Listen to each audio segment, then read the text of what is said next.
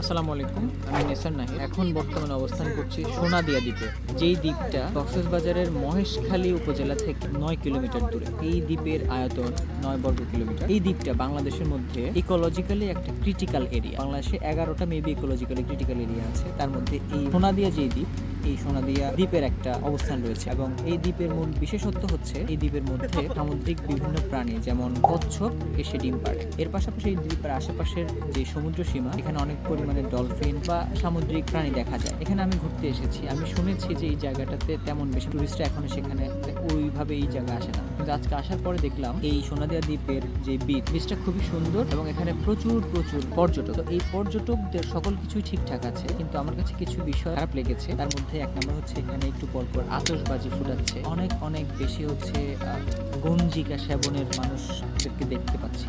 তাদের গঞ্জিকার ঘ্রাণে আমাদের নাক মুখ তব্দ হয়ে যাচ্ছে এবং জায়গায় জায়গায় মানুষজন ফানুস উড়াচ্ছে, যেটা আসলে আমার মতে উচিত নয় এবং দ্বীপের এই বিচটাকে একেবারে নোংরা করে ফেলছে।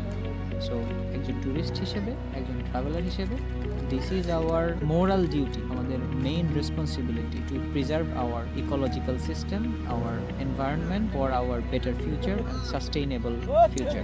Thank you.